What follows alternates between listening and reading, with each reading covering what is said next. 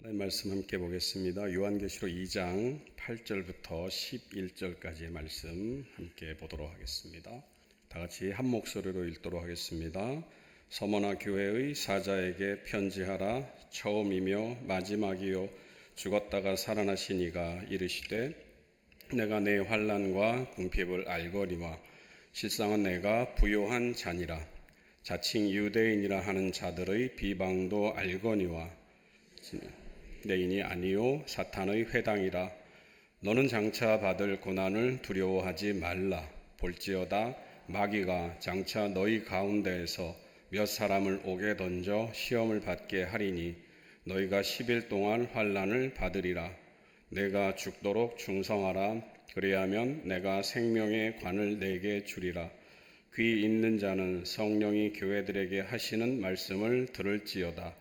이기는 자는 둘째 사망의 해를 받지 아니하리라. 아멘.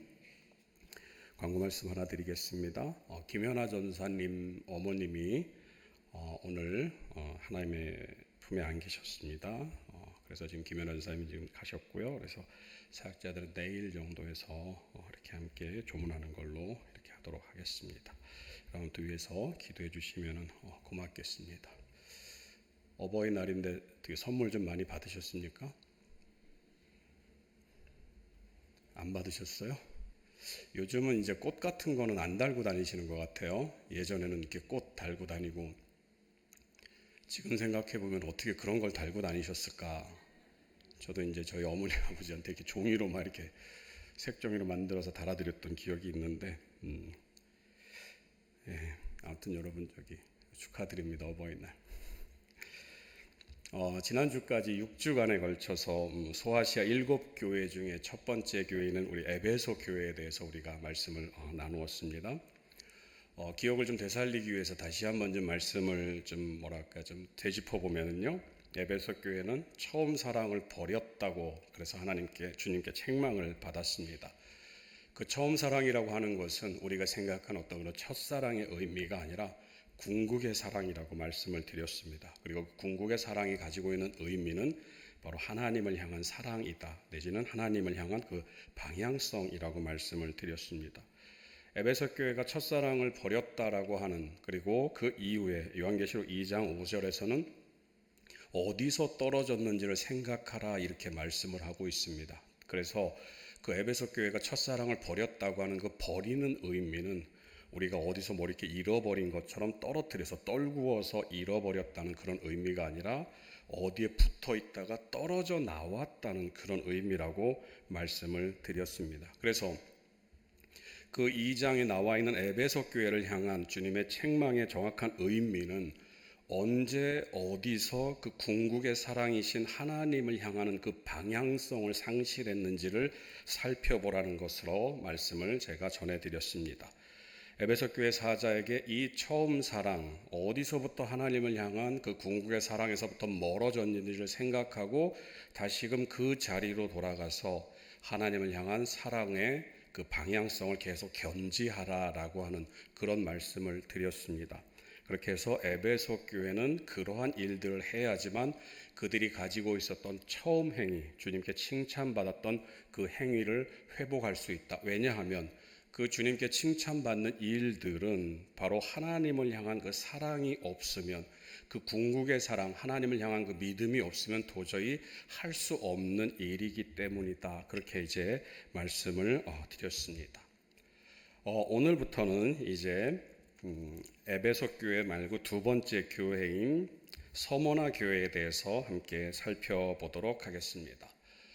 소아시아 7교회 중에서 다른 5개의 교회는 방금 우리가 지난 시간까지 살펴봤던 에베소 교회를 비롯해서 5개의 교회는 주님께 칭찬과 책망, 그리고 또 한 교회는 책망만을 받았습니다. 그러나 유일하게 두 교회가 서머네 교회하고 빌라델비아 교회가 주님께 칭찬만을 받았던 그런 교회입니다. 그래서 오늘은 이 서머나 교회, 칭찬만 받았던 이 교회에 대해서 말씀을 나누도록 하겠습니다. 그래서 오늘은 그 첫 번째 시간으로 오늘 우리가 읽은 9절 말씀을 중심으로 해서 부요한 자니라 라는 제목으로 함께 말씀을 나누어 보도록 하겠습니다.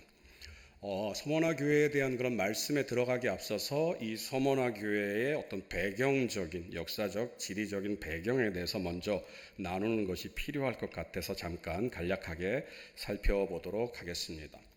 에베소 교회를 말씀드리면서 이미 언급을 했었지만 소아시아의 7교회는 지금으로 말하면 튀르키예, 그러니까 예전에 터키라고 불렀던 그 나라에 위치한 그런 지역들, 도시들에 있는 그런 교회였습니다.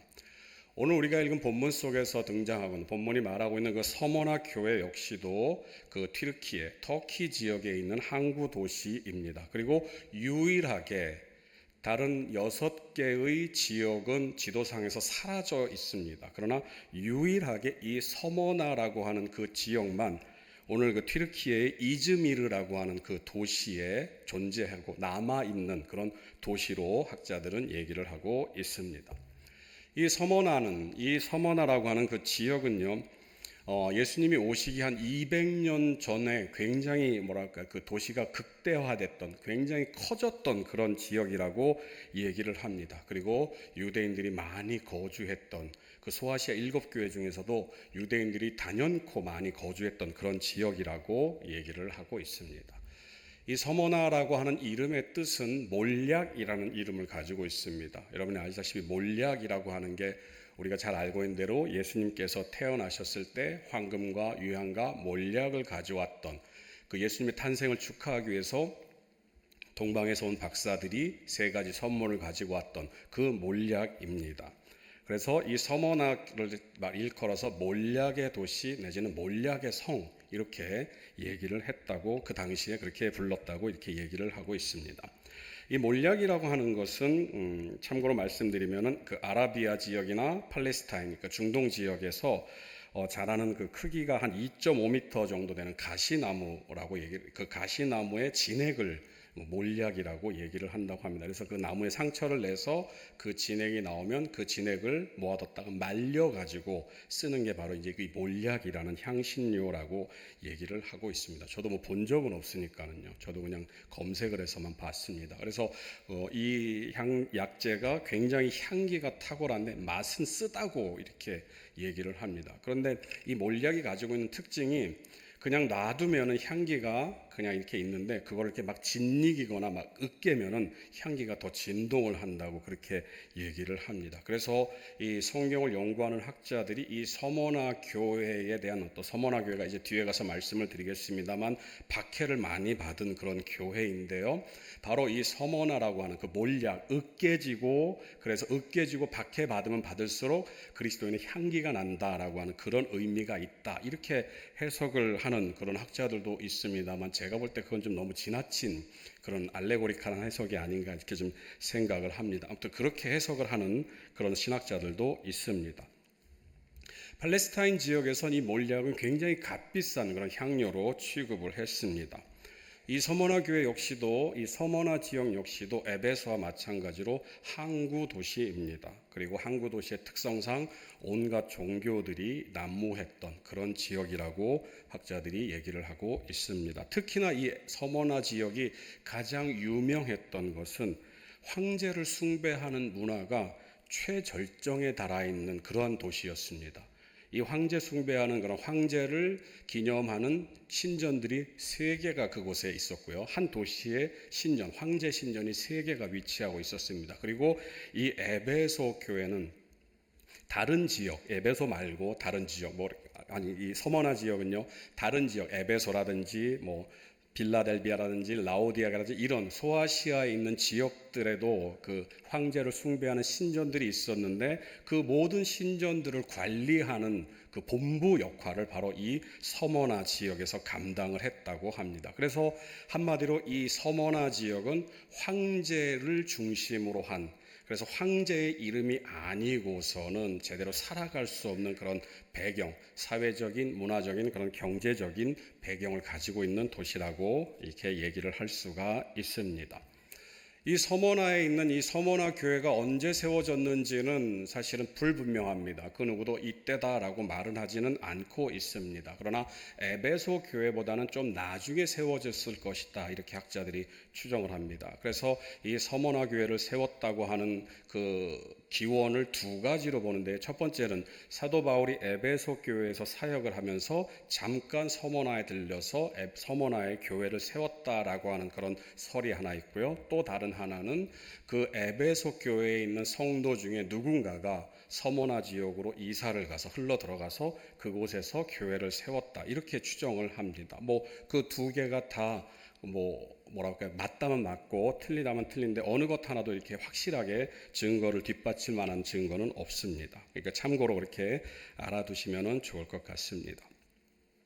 이 서머나 교회가 있었던 자리에 지금도 교회가 하나가 세워져 있습니다. 저도 가보지는 않았습니다만 성지순례 다녀오신 분들이 이제 하는 얘기를 보면 그렇게 교회가 있다고 얘기를 하는데요. 그 교회 이름이 폴리캅 순교 기념 교회입니다.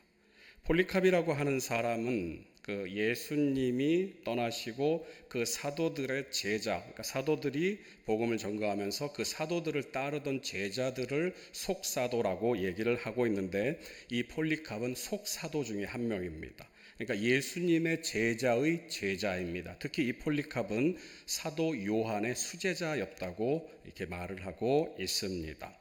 그래서 이 폴리캅은 115년부터 156년까지 약 한 40년 정도를 이 서머나 교회에서 목회자로, 그러니까 감독이라고 표현을 하는데요. 아무튼 그 목사로서 사역을 감당했던 그런 분입니다. 이 폴리캅이 순교할 당시에 그 서머나 지역을 다스리던 총독은 스타티우스라고 하는 총독입니다. 여러분 잘 따라오고 계시죠? 네. 이걸 반드시 기억하거나 그러실 필요는 없습니다. 그냥 듣고 그냥 넘어가시면 됩니다. 그래서 이 스타티우스라고 하는 황제인데, 총독인데, 이 사람은 황제 숭배, 그러니까 황제 충성을 다하는데 굉장히 열심을 내었던 사람입니다.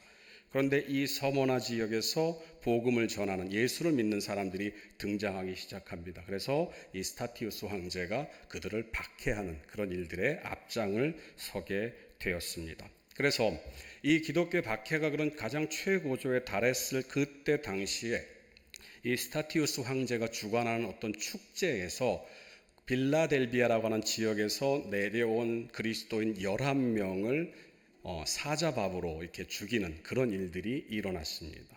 그리고 그 축제, 그러니까는 로마의 어떤 축제라고 하는 것이 검투사들이 그 검으로 싸우고, 그리고 짐승들에게 사람들을 이렇게 바치는, 그래서 짐승들과 싸우게 하는 이제 그런 일들을 우리가 영화 가운데서 많이 봤는데, 이제 그런 일들이 로마인들이 즐기는 축제였습니다. 그들이 그렇게 즐길 수밖에 없는 이유는 그 당시에 로마인들이라고 하는 그 존재들은, 그리고 그 당시에 로마와 함께 그 사회에 속해 있는 그 지도층 인사들은 노예들 아니면은 하층민들을 가리켜서 뭐라고 얘기를 하면은 말하는 짐승이라고 표현을 했습니다. 그러니까 똑같은 사람이지만 사람으로 보지 않고 저 사람이 노예다라고 하면 언제든지 필요에 의해서 죽이거나 버리거나 아무렇게나 취급해도 전혀 양심의 가책을 느끼지 않을 정도로 그렇게 큰 차이를 가지고 있었습니다. 그래서 이 스타티우스 황제가 그리스도인들을 사자밥으로 던져주는 그런 일들을 즐기는, 축제 가운데 즐기는 그런 일이 있었습니다. 그리고 그 당시에 서머나 교회의 감독이었던, 목회자였던 폴리캅 역시도 그 축제 기간 동안에 붙잡혀 옵니다. 왜냐하면 그 폴리캅은 예수를 믿었던 사람이고 황제를 주님이라고, 주인이라고 인정하지 않았기 때문입니다. 그리고 예수를 전함으로 민심을 소란케 한다는 그런 죄명으로 잡혀옵니다. 그런데 이 박해에 앞장섰던 스타티우스 총독이 이 폴리캅과 인연이 있는 사람입니다. 그러니까는 폴리캅의 평소의 어떤 삶이나 그들의 그 폴리캅의 그 모습을 보면서 마음 가운데서는 존경심을 가지고 있었던 그러한 사람입니다. 그래서 이 폴리캅이 잡혀왔을 때 폴리캅을 살려주기 위한 그런 시도를 합니다. 그래서 폴리캅한테 얘기를 합니다. 황제인 가이사에게 주인이라고, 주님이라고 한마디만 하면 당신을 살려주겠소라고 폴리캅을 회유합니다. 그때 당시에 폴리캅의 나이가 86살이었습니다. 86살이었습니다. 그 화유를 들은 폴리캅이 이렇게 총독에게 대답했다고 합니다. 내가 86년을 살아오는 동안 내 주님께서는 나에게 한 번도 해를 입히신 일이 없는데 내가 죽는 것이 두렵다고 해서 어떻게 나의 주님을 부인할 수 있단 말입니까? 이 얘기를 그 스타티우스 총독이 듣고, 그리고 그 주변에 있던 그 폴리캅의 그런 배교라든지 아니면 폴리캅이 어떻게 나오는지를 구경하고자 했던 그 로마인들이 그 얘기를 듣게 됩니다. 그러자 이 로마인들이 화가 더 납니다.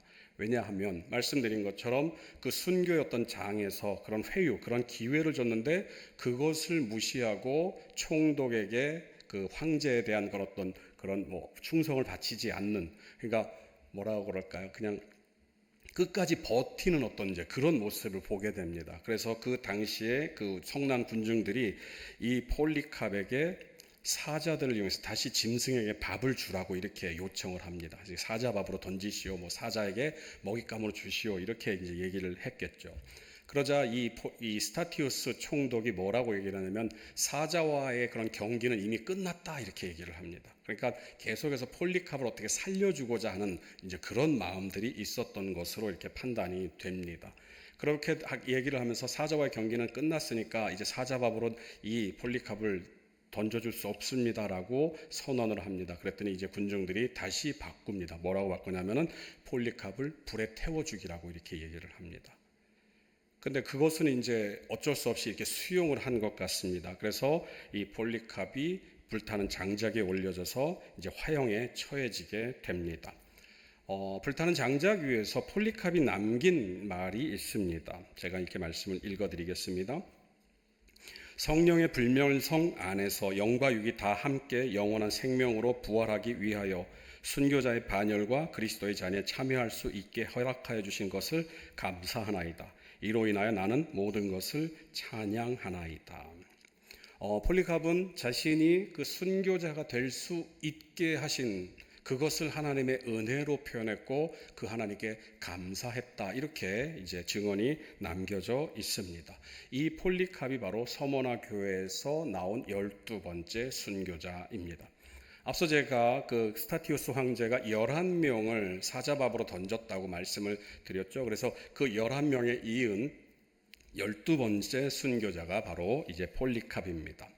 이 역사적 사실, 실질적으로 역사적 기록으로 남겨져 있는 이 12명의 순교자에 대한 이야기가 오늘 본문 9절의 말씀과 그대로 연결이 되어 있습니다.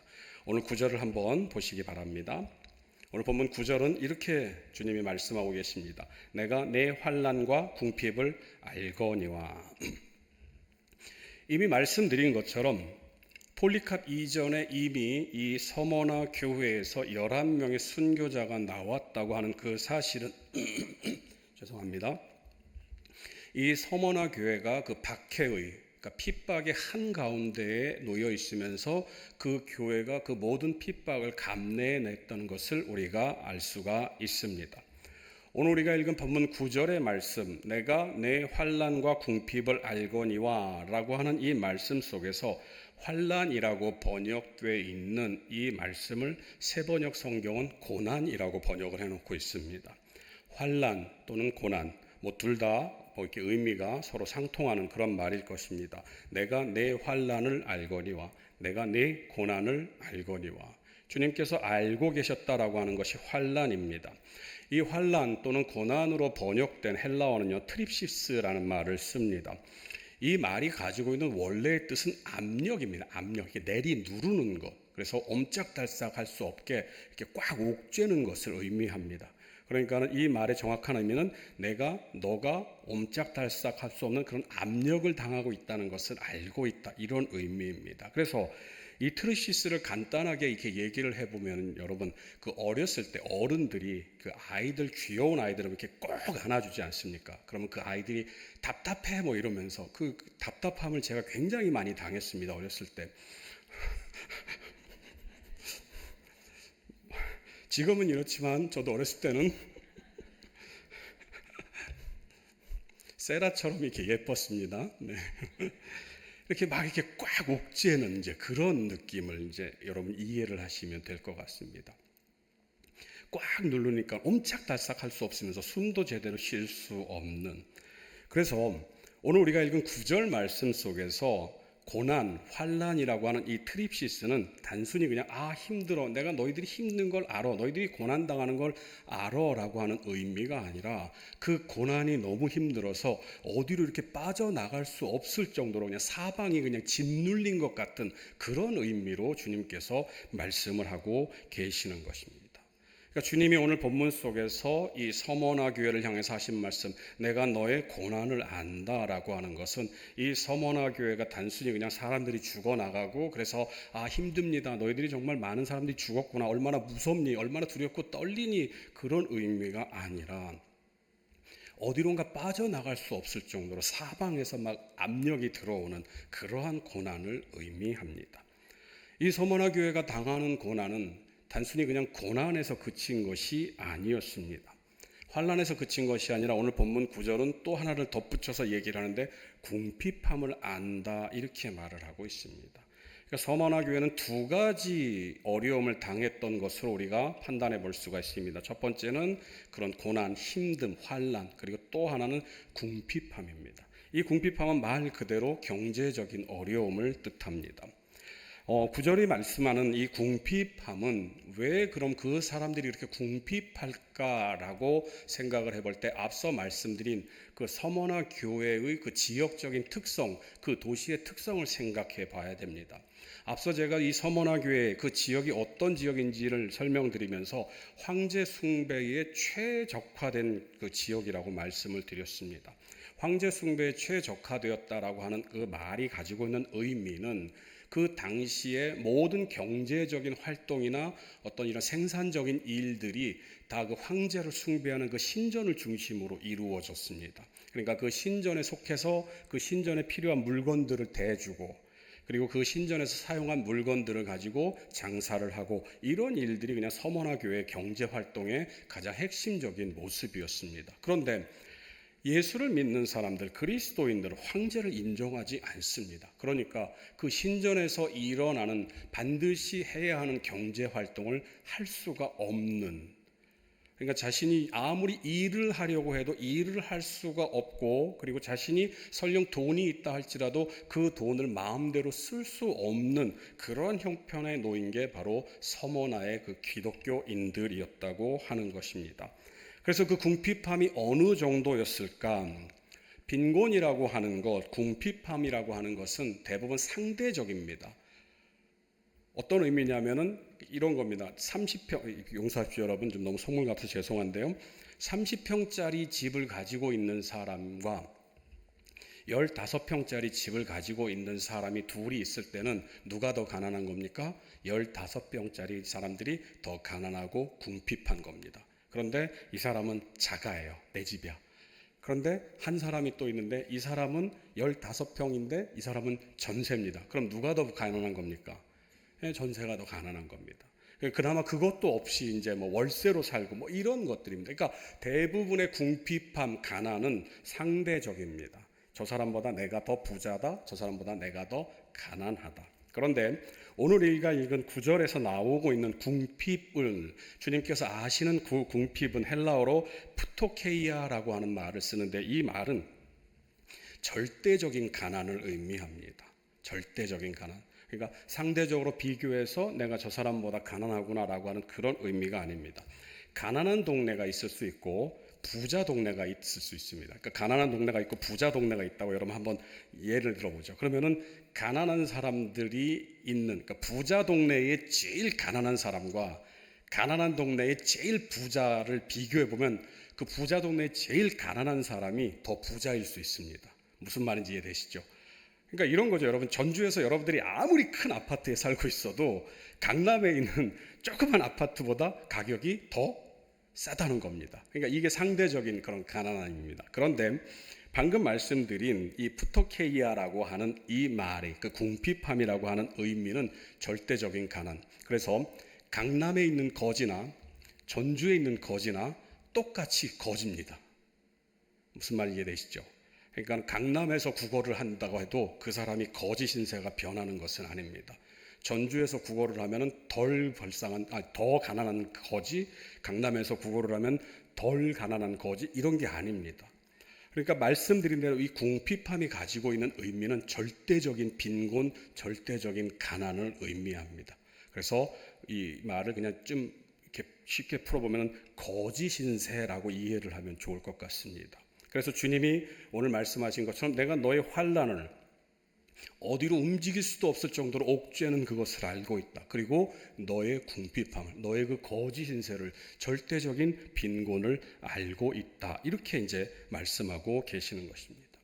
그러니까 서머나 교회가 당하고 있는 그 고난은요, 숨도 쉴 수 없는, 숨조차 제대로 쉴 수 없이 온 몸과 마음을 짓누르는 그런 억압, 그러한 공포의 삶입니다. 그리고 더 나아가서 그 일들로 인하여서 자기의 신앙으로 인해서 가진 모든 것들을 빼앗겨 버리는 그런 절대적인 빈곤, 구걸을 해서 먹을 수밖에 없을 정도로 그렇게 가난한 신세에 놓여져 있는 게 바로 오늘 본문에서 말하고 있는 9절이 말하고 있는 내가 너희들의 형편을 안다고 하는 그런 주님의 그런 고백입니다. 그런데 오늘 본문 속에서 주님께서는 뭐라고 말씀하시냐면은 내가 내 환난과 궁핍을 안다 이렇게 말씀을 하고 있습니다. 이전에도 에베소 교회를 통해서 그 안다는 의미에 대해서 여러분께 말씀을 드린 적이 있습니다만 한 번 더 기억을 더듬기 위해서 말씀을 드리도록 하겠습니다. 이 안다는 의미의 헬라어는 에이도라는 말을 씁니다. 그리고 이 에이도의 가장 큰 의미는 본다라는 말입니다. 그래서 에이도가 이 신약 성경에서 안다라고 하는 의미, 오늘 본문처럼 안다는 식으로 표현된 것은 약 280번 정도가 기록이 되어 있습니다. 그리고 약 310번 이 안다는 의미보다 좀 더 많은 표현된 것이 본다는 의미입니다. 그러니까 이 에이도는 눈으로 보고 안다는 그런 의미로 우리가 이해를 하면 좋을 것 같습니다. 그런데 이 에이도는 단순히 눈으로 보고 안다는 그런 의미 말고도 눈으로 보지 않고도 안다는 그런 의미를 담고 있습니다. 그 대표적인 예가 마태복음 9장 2절 말씀입니다. 마태복음 9장 2절에는 예수님에게 그 침상에 누운 중풍병자들을 사람들이 메고 오는 장면이 기록이 되어 있습니다. 마태복음 9장 2절은 이렇게 말씀을 하고 있습니다. 침상에 누운 중풍병자를 사람들이 데리고 오거늘 예수께서 그들의 믿음을 보시고 에이도했다고 말씀하고 있습니다. 그런데 여러분, 이 예수님이 본 것은 중풍병 환자를 침상에 두고 둘러매고 온 그 상황을 봤습니다. 믿음이라고 하는 것은 보여질 수 있는 어떤 그런 우리 눈으로 확인할 수 있는 것이 아닙니다. 그런데 예수님은 그들의 상황 속에서 에이도하셨습니다. 보셨습니다. 무엇을 봤느냐? 바로 그들의 믿음을 보셨다고 하는 것입니다. 그러니까 오늘 본문 말씀에서 예수님께서 서머나 교회를 향해서 내가 너희 환난과 궁핍을 알고 있다 하는 이 말의 의미는 단순히 그냥 그것을 보니까 얘들 참 고통스럽네, 얘들 참 고생하고 있구나라고 하는 그런 의미가 아니라 서머나 교회의 성도들이 서머나 교회가 당하고 있는 그 궁핍함과 그 환난을 주님께서는 그들의 중심까지도 그들이 어떠한 마음으로 그 고난을 당하고 있는지를 다 알고 이해하고 계신다고 하는 그런 의미입니다. 극심한 핍박과 극한의 가난 속에서 겨우겨우 힘겹게 그 삶을 살아가고 있는 서머나 교회라고 하는 것을 우리가 좀 마음 가운데 새길 필요가 있습니다. 그리고 그 주님께서는 그 서머나 교회를 향해서 말씀하십니다. 내가 다 알고 있다. 내가 너희들의 모든 것을 다 알고 있다. 심지어 너희들이 말하지 않는 것까지도, 심지어 너희들이 미처 깨닫지 못한 그 어려움까지도 내가 다 알고 있다고 말씀하고 계시는 것입니다. 주님께서 그 마음을, 그 생각을, 그들의 모든 것들을 알 수 있는 이유는 주님이 그런 분이시기 때문입니다. 다윗 왕은 이렇게 고백을 합니다. 시편 139편 1절에서 4절까지의 말씀입니다. 안 나오죠? 제가 읽어드리도록 하겠습니다. 여호와여, 주께서 나를 살펴보셨으므로 나를 아시나이다. 주께서 내가 앉고 일어섬을 아시고 멀리서도 나의 생각을 밝히 아시오며 나의 모든 길과 내가 눕는 것을 살펴보셨으므로 나의 모든 행위를 익히 아시오니 여호와여, 내 혀의 말을 알지 못하시는 것이 하나도 없으시니이다. 다윗 왕의 고백은 딱 하나입니다. 주님께서 모든 것을 알고 계십니다. 다윗 왕의 모든 것을 아셨던 그 주님은 서머나 교회의 모든 형편들을 다 알고 계십니다. 그리고 오늘 이 자리는 저와 여러분들을 모든 형편들 역시도 다 알고 계십니다. 이 모든 것을 알고 계시는, 그들의 환난과 그들의 궁핍을 알고 계시는 주님께서 그들에게 이렇게 말씀을 하고 계십니다. 뭐라고 말씀하십니까? 9절을 보면 이렇게 되어 있습니다. 내가 내 환난과 궁핍을 알거니와 실상은 내가 부요한 자니라. 서머나 교회의 성도들은, 서머나 교회는 누가 봐도 환난을 당합니다. 12명이 그냥 죽어나갔어요, 한 교회에서. 그리고 궁핍함 가운데, 절대적인 빈곤 가운데 그냥 겨우 목숨을 연명하고 있는 그런 처지에 놓여 있습니다. 그런데 주님이 뭐라고 말씀하십니까? 실상은, 사실은 너희들은 부요한 자들이야 라고 말을 하고 있는 것입니다. 겉으로 드러나는 것은 환난과 핍박, 그러니까 드러낼 수 있는 것, 누구에게 부요하다고 자랑할 수 있는 것은 아무것도 없는데 그 모든 것들을 아시는 주님께서 말씀하십니다. 너희들은 사실은 부요한 자다. 눈으로는요, 도저히 어떤 희망을 찾아볼 수 없는 그런 상황입니다. 그런 어려움 가운데 있는 서머나 교회입니다. 실망을 해도 당연하고 모든 것을 자포자기해도 당연합니다. 그냥 신세 한탄을 하는 것도 당연해 보이는 어떤 그러한 모습일 것입니다. 그런데 주님이 말합니다. 너희들은 부요한 자다. 오늘 본문 9절에서 부요한 자라고 표현되어 있지만 다른 성경에서는 부자라고 그냥 언급이 되어 있습니다. 그러니까 오늘 본문 9절을 그냥 쉽게 얘기를 하면 내가 내 환난과 궁핍을 아는데 사실은 너희들은 부자야. 이게 바로 주님의 표현입니다. 주님의 선택이고 주님의 선언입니다. 우리가 잘 알고 있듯이 부자라고 하는 이 의미는 성경 속에서 대부분 부정적인 의미로, 특히나 복음서에서 부자는 다 책망을 받았던 것을 우리가 보게 됩니다. 마태복음 19장 24절 말씀에서 예수님이 이렇게 말씀하십니다. 내가 너희에게 말하노니 낙타가 바늘귀로 들어가는 것이 부자가 하나님 나라에 들어가는 것보다 쉬우니라 하시니. 여러분이 다 알고 계시는 그런 말씀입니다. 심지어 제자들이 물어봅니다. 그럼 주님, 누가 그러면 천국에 들어갈 수가 있겠습니까? 라고 했더니 주님께서 뭐라고 얘기하십니까? 오직 하나님만이 하실 수 있다. 그러니까 인간의 힘으로, 인간의 능력으로 부자가 천국에 들어가는 것은 불가능하다. 이렇게 주님이 말씀을 하십니다. 그렇게 부자에 대해서 신랄하게 비판하고 비난을 가한 주님께서 오늘 본문에서 서머나 교회를 향해서 너희들은 부자야 라고 말씀하십니다. 마가복음 10장 22절에서는 부자를 또 이렇게 얘기를 합니다. 부자 청년이라고 표현이 되어 있는데요. 그 사람은 재물이 많은 고로 이 말씀으로 인하여 슬픈 기색을 띠고 근심하며 가니라. 부자들은 이런 사람들입니다. 그러니까 주님과 물질 중에서 어느 것을 섬길 것이냐라고 물어봤을 때 부자들은 그 물질, 가지고 있는 것들을 놓을 수가 없기 때문에 주님을 포기할 정도로 그렇게 물질에 집착하는 이들, 그 모습들이 바로 부자입니다. 방금 읽어드린 마태복음, 마가복음에 나와 있는 그 부자가 오늘 우리가 읽은 9절에 나와 있는 부요한 자라고 하는 말과 똑같은 말을 사용하고 있습니다.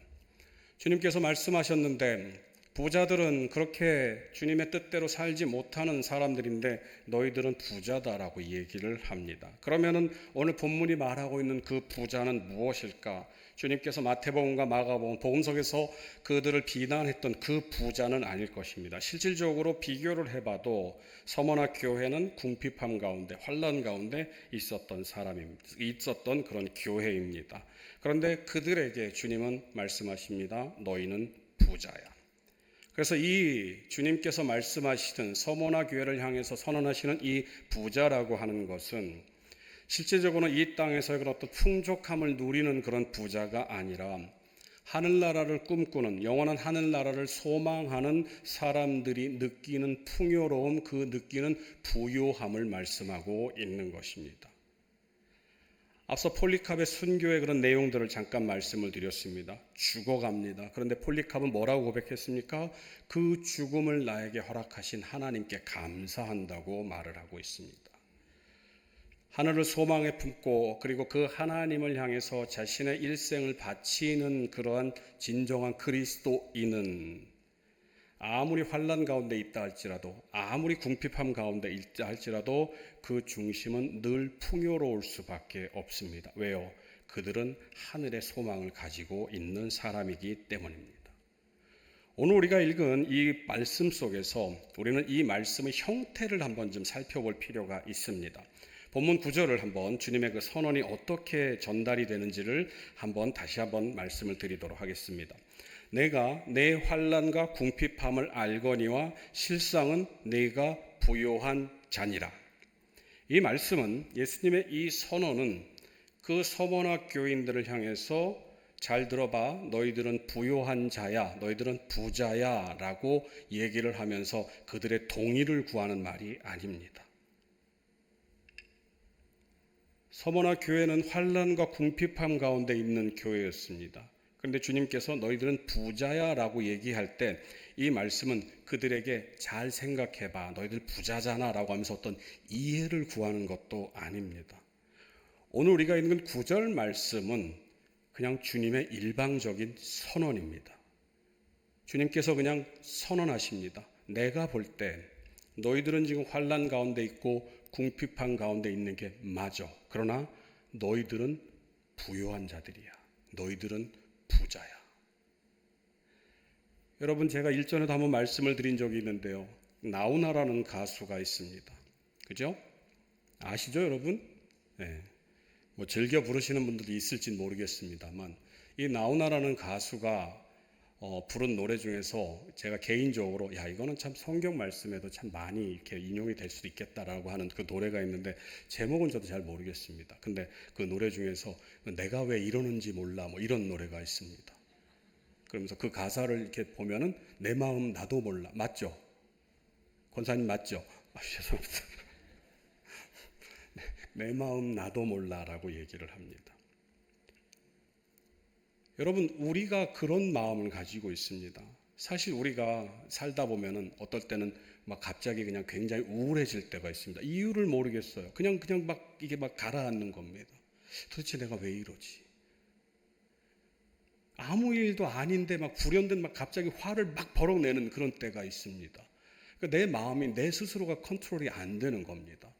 어느 때는 정말 쉽게 받아들일 수 있는, 그냥 용납할 수 있는 그런 것인데, 어느 때는 또 그 일들이 정말 나를 막 몸소리치게 분노하게 만드는, 그러니까 우리 스스로가 내가 내 마음을 컨트롤하고 있다고, 내 마음을 조정하고 있다고 생각을 하지만 사실 자세히 들여다보면 우리 스스로가 우리의 마음을 제어하지 못할 때가 많이 있습니다.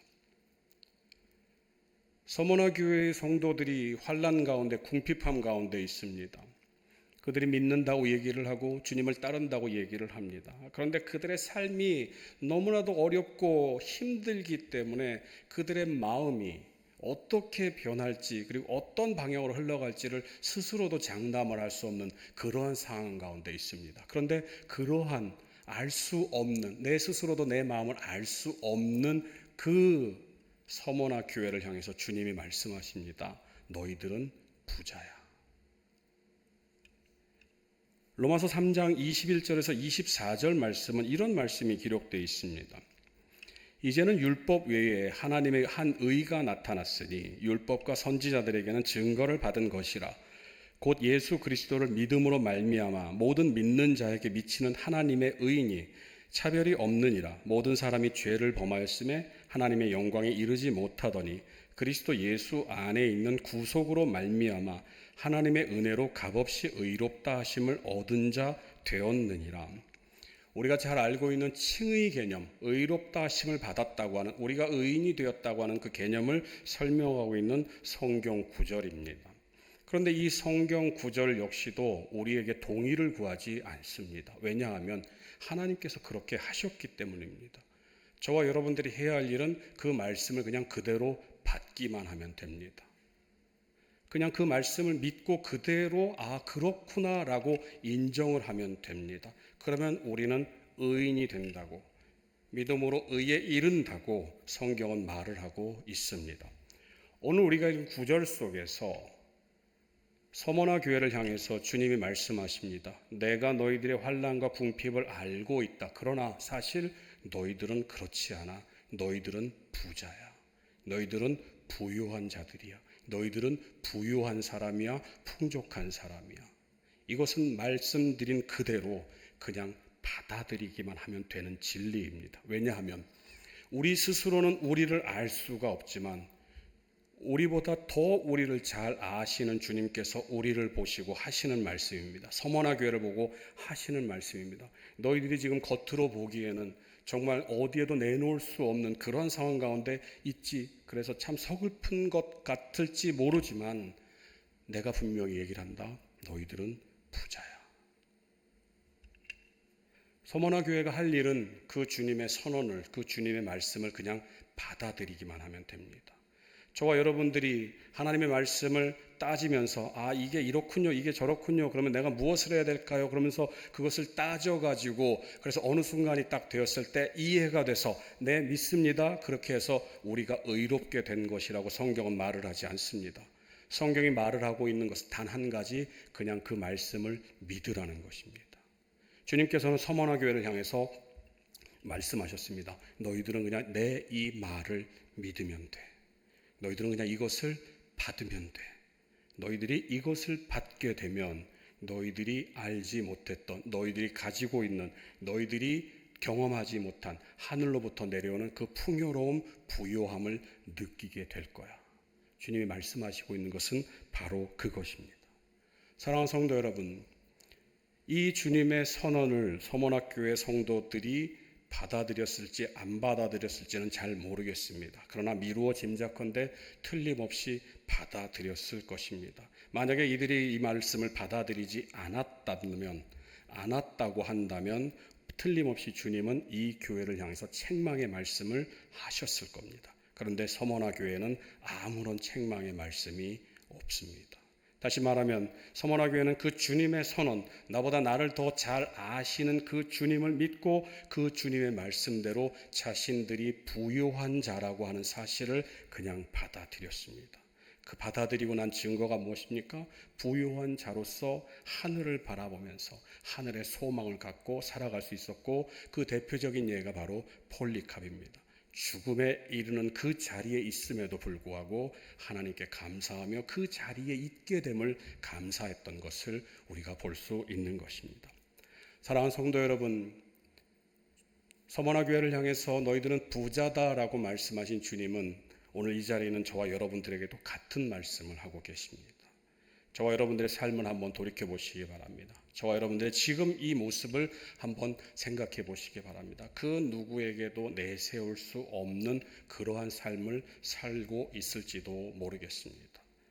저는 여러분 목사입니다. 목사는 살면서 아무런 어려움을 안 겪을 것 같죠? 아닙니다, 여러분. 저도 지금 개인적인 기도 제목을 놓고, 죄송합니다, 개인적인에서 지금 한 3주째 계속 기도하고 있습니다. 아침마다 정말 너무나도 간절하게 기도하고 있습니다. 여러분, 우리는 다 그렇게 삽니다. 우리는 다 그냥 마음 가운데 누구한테 얘기할 수도 없는 그런 아픔을, 그리고 그런 힘듦을 가지고 그것을 가지고 기도하며 삽니다.